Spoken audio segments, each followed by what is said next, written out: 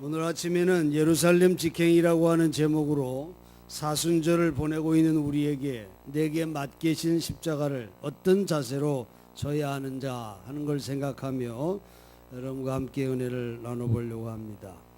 예수님께서 마지막으로 예루살렘을 향하여 여행할 때의 상황을 오늘 본문에 보면 예수께서 예루살렘을 향하여 올라가기로 굳게 결심하였다, 이렇게 누가복음은 인상적으로 기록하고 있습니다. 예루살렘에 올라가 고난을 받고 십자가를 지는 일이 자연스럽게 쉽게 이루어진 것은 아니었다고 하는 것입니다. 예수님의 굳은 결심이 수반된 역사였음을 우리는 알 수 있습니다. 여러분, 교통수단에는 완행과 직행이 있지요. 근데 예수님은 예루살렘을 향해 갈 때 직행 코스를 선택했다는 것입니다. 나사렛 갈릴리 지역에서 예루살렘으로 가는 직행 코스는 사마리아를 통과하는 코스입니다. 유대인과 사마리아인들과는 서로 상종을 하지 않습니다. 유대인은 사마리아인들을 개처럼 취급할 정도였습니다. 그래서 대부분의 유대인들이 예루살렘으로 갈 때는 멀더라도 사마리아를 피해서 돌아서 갔습니다.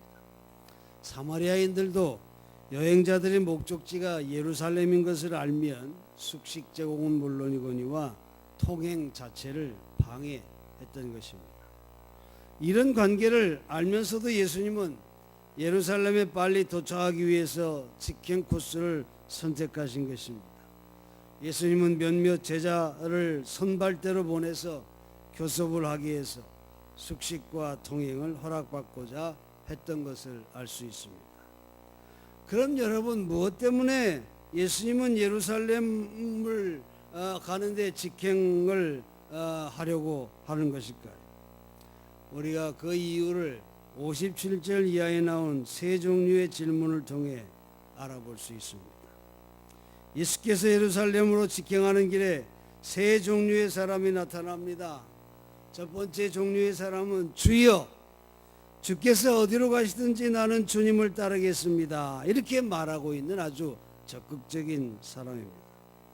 그런데 예수님은 그에게 아주 엉뚱한 대답을 하지요.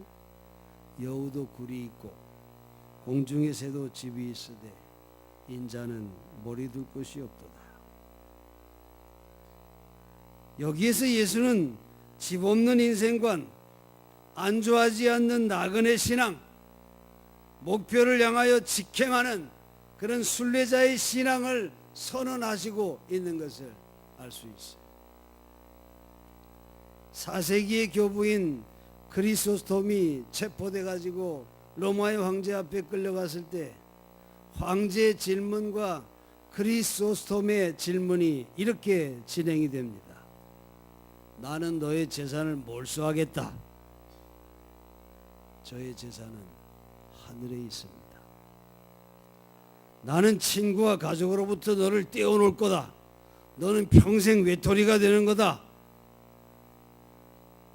제 친구는 예수님입니다. 너를 이 나라에서 추방하겠다. 저의 나라는 하늘나라입니다. 그럼 너의 목숨을 끊어도 좋으냐? 저의 생명은 벌써부터 하나님의 영원한 발에 안겨 있습니다. 황제 폐하, 당신이 나에게서 빼앗을 것은 한 가지도 없습니다. 나의 모든 것은 언제나 하나님 나라에 연결되어 있기 때문입니다. 여러분, 이것이 바로 예루살렘 직행이 뜻하는 내용인 것입니다. 나의 일생, 그 속에서 엮어지는 가정생활도, 사회생활도, 학업도, 경제생활도, 모든 것이 하나님이 나의 일생에 주신 목적에 연결된다고 하는 그런 그 아브라함과 같은 나그네 신앙, 야곱과 같은 순례자로서의 일생, 이것이 바로 신앙적 인생관을 말하는 것입니다. 성서신학자인 조지 스미드는 이런 말을 했어요. 하나님과 인간 사이가 파괴되는 것은 악마가 심한 시련을 내리기 때문이 아니다. 인간이 하늘의 소명을 향하여 달려가는 걸음을 늦추기 때문이다. 인간이 주어진 소명을 향하여 부지런히 곧장 달려가지 않고 도중에 무엇인가 끌려 쉬러 가려고 할 때가 바로 사탄이 등장하는 무대다. 그런 말을 했어요. 또 여러분 찰스 린드버그가 사상 최초로 작은 비행기를 타고 대서양을 횡단할 적에 가장 어려웠던 일이 졸리는 거였다고 했어요. 너무 무섭게 졸려서 자꾸만 눈이 감겼다 그래요. 그렇지만 너무나 큰 이 비행의 중요성을 자기가 알고 있고, 그리고 내가 한번 졸면 영영이 죽게 된다고 하는 이런 심각성 때문에 그렇게 졸음이 몰려와도 끝내 눈을 더 크게 뜨고, 그리고 비행기를 조종할 수 있었다. 그가 그렇게 말을 했습니다. 여러분, 나의 한 생애를 이토록 중요하게 본다면, 하나님의 목적을 가지고 내어주신 나의 귀중한 생애다, 이렇게 우리가 믿는다면 여러분 어떻게 좋을 수가 있겠습니까? 쉬고 졸며 곁길로 빠져서 쾌락에 안주하고. 여러분, 그런 모습은 자기의 생애에 대한 중요성, 그 자기 생명에 대한 심각성을 정말 내가 이 땅에서는 나그네로 순례자로 우리의 본향을 향해서 가는 것이다, 그걸 잊어버리고 말이죠. 그리고 나를 택한 그 하나님의 구원, 그리고 하나님이 나를 귀중히 여겨 나를 자녀로 삼아줬다고 하는 그런 귀한 자기 자신을 없수히 여기는 이런 결과가 될 수밖에 없다고 하는 것입니다. 또 두 번째로 예루살렘을 직경하는 예수 앞에 나타난 또 하나의 사람은 뭐예요?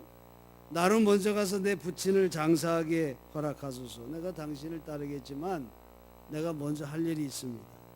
내 부친을 장사하고 와서 그리고 당신을 따르겠습니다 하고 말하는 겁니다. 이때 예수님께서 뭐라고 해요? 죽은 자는 죽은 자들로 장사하게 하고 너는 너의 하나님의 나라를 전파하라, 이렇게 대답을 하십니다. 우리가 이걸 잘못 해석하면 예수님이 불효를 권장하는 것이 되어버립니다. 아버지가 죽었으니 파묻고 오겠다고 하는 이 말은 육신의 죽음을 의미하는 내용이죠. 그런데 예수님이 여기에서 말한 발언은 영적으로 죽은 사람, 다시 말해서 인생을 살긴 살되 사는 목적을 깨닫지 못하고 있는, 우리가 금요일날 전 금요일날 우리 이현웅 성도의 정말 살아계신 하나님을 체험하는 그런 간증을 우리가 듣고 은혜를 받았어요. 참 감동적인 것은 저가 예수 믿지 않고 하나님도 믿지 않고 모르고 잘 나가는 인생 속에서 세상에 빠져서 방황하고 그렇게 지낼 때에도 저의 인생의 화두가 인간의 인생을 어떻게 사는 것이 바르게 사는 건가, 그걸 고민하며 살았다는 게 참 저한테 감동이 됐어요. 여러분, 한 번밖에 살 수 없는 인생 어떻게 사는 것이 정말 바르게 사는 걸까? 어떻게 사는 것이 정말 참되게 사는 걸까? 이런 고민 없이 인생을 살면 그는 영적으로 죽은 자와 같죠. 몸은 살았으나 영적으로 죽어 있는 자에 대해서 예수님이 말씀하신 겁니다. 다시 말해서 영적으로 죽어 있는 사람들의 세계에 속하지 말고 너는 하나님 나라에 연결되어서 살아라. 하나님 나라에 연결되어서 그렇게 가야 한다 하는 말씀을 하고 있는 거예요. 우린 여기에서 예수께서는 분명히 두 종류의 인간 세계를 구분하고 있습니다. 하나는 하나님의 부르심이나 사명감이나 내 생의 거룩한 목적 이런 거에는 전혀 관심이 없이 그저 짐승처럼 먹고 마시고 자랑하고 시기하고 싸우고 그렇게 살아가는 그런 영적으로 죽어있는 자들, 그 죽은 자들을 장사하는 그런 영적 죽음의 수레바퀴 인생이 있습니다. 또 다른 하나는 삶의 거룩한 목적, 소위 소명에 대한 자기 생애, 예수님의 표현으로 얘기하면 하나님 나라에 연결되어 살아가는 인생, 그런 삶이 있다는 것이죠. 이 두 번째 경우가 바로 예수님의 예루살렘 직행의 내용이라는 것입니다. 그리고 그것이 예수를 따르는 자의 생활이라고 하는 것을 오늘 말씀을 하고 있는 것입니다. 사랑하는 성도 여러분, 여러분 어디에 속했습니까? 죽은 자의 수레바퀴에 속해 있습니까? 하나님 나라에 연결된 생애입니까? 우리 민족의 2조 500년의 역사는 죽음의 수레바퀴 역사라고 말할 수 있어요. 질투하고 음모하고 미워하고 끌어내리고 잡아먹고 권세 잡고 귀향 보내고 계속 반복되는 한없이 되풀이하는 그런 죽음의 수레바퀴가 2조 500년의 역사였어요. 그러니 나라를 뺏길 수밖에 더 있지 않겠습니까? 그런데 여러분 참 마음이 아픈 것은 아직도 이 나라의 정치 현실은 그와 다르지 않다는데 참 심각성을 느끼지 않을 수가 없는 것입니다. 이 죽음의 수레바퀴에서 빨리 벗어나게 해달라고 오늘 그 기독교인들이 깨어서 기도해야 할 줄로 믿습니다. 우리 인생도 여기에 붙들려 있다면 참으로 비참한 결과를 가져올 수밖에 없다고 하는 것입니다. 죽은 자는 죽은 자로 장사케 하라 하는 말씀은 그런 죽음의 수레바퀴에 속해 있지 말아라 하고 말씀하시는 겁니다. 너는 거기에서 이탈하여서 하나님 나라에 연결되는 생애를 살아라고 말이죠. 여러분 기독교에서 말하는 헌신이라고 하는 건 바로 이것을 의미하는 겁니다. 여러분의 인생에 무의미한 인생, 어제 누가 나한테 인생에서 가장 큰 제일 큰 실패가 있다면 뭐가 실패일까요? 그저 가만히 생각을 하면서 평소에 제가 생각했던 인생의 가장 큰 실패는 나는 그렇게 생각한다. 의미 없는 인생을 사는 것. 난 그게 가장 큰 실패라고 생각한다. 의미 없이 아무런 목적 없이 그저 먹고 살고 그저 하루하루를 이렇게 지내는 그런 인생, 나는 그 인생이 가장 큰 실패 인생이라고 생각합니다. 여러분 어떠합니까? 여러분 무엇을 위해 여러분의 한 번밖에 주어지지 않는 인생을 살아갈 것입니까? 세 번째로 예루살렘을 직행하는 예수 앞에 또 다른 부류의 사람이 나타나지요. 그들은 말합니다. 내가 주를 쫓겠나이다마는 먼저 내 가족을 작별케 허락하소서. 내가 우리 가족 형제 어머니 부모에게 우선 작별 인사하고 그리고 나서 당신을 쫓겠습니다. 그때 예수님이 하시는 말씀이 손에 쟁기를 잡고 뒤를 돌아보는 자는 하나님 나라에 합당치 아니하니라, 이런 말씀을 하십니다. 여러분 쟁기를 손에 잡았다고 하는 것은 헌신의 결심을 한 자를 뜻하는 거예요. 이제 예수를 따라 예루살렘 직행에 내가 동행하겠습니다, 이렇게 결정한 자를 말합니다. 하나님의 부르심, 하나님 나라의 목표를 정한 자를 의미하지요. 그에게는 내일만이 있는 것입니다. 쟁기를 잡고는 뒤를 돌아봐서는 안 되는 것입니다. 뒤를 돌아보면 밭고랑이 제대로 갈릴 수가 없는 것입니다. 자기의 일을 제대로 할 수가 없기 때문에 그렇습니다. 지난날의 실패도 과거의 향수에도 붙들려 있지 않고 이제는 전진의 열정만을 가지고 앞을 향해 나아가라는 것입니다. 셔클턴이 남극 정복을 위해 출범했을 적에 영국이 독일에서 선전포고를 함으로써 본격적으로 세계 1차 대전이 이로 돌입을 했습니다. 이 셔클턴은 기항지에서 본국에 전보를 쳤어요. 이런 국가 비상시에 남극 정복 항해를 중재해야 할 것인지를 묻는 그런 전보를 친 거죠. 그런데 회답 전보가 왔는데 단 한마디 전진하라 이런 내용이었어요. 이 회답의 전보는 해군 장관이었던 윈스턴 처칠이 보낸 것이었어요. 떠나간 조국에는 여러 가지 복잡한 문제의 위기가 있지만은 뒤를 돌아보지 말고 더 중요한 사명인 남극을 향해 너희들은 전진해라. 그런 내용이었어요.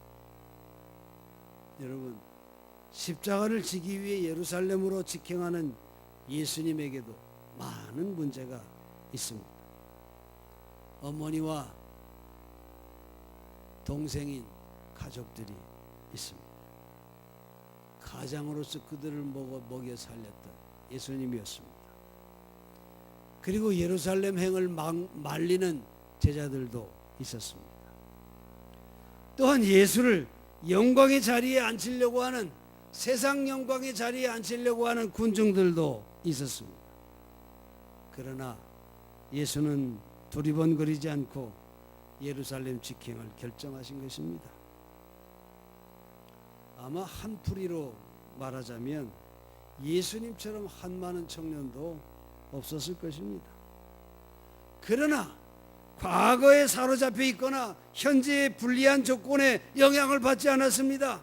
하나님이 주신 소명을 향해서 새로운 세계를 탄생시키려고 하는 열정적인 전진만이 그에게 있었던 것입니다. 사랑하는 성도 여러분, 예수님께서 예루살렘에 올라가기로 굳게 결심하였다, 이 말,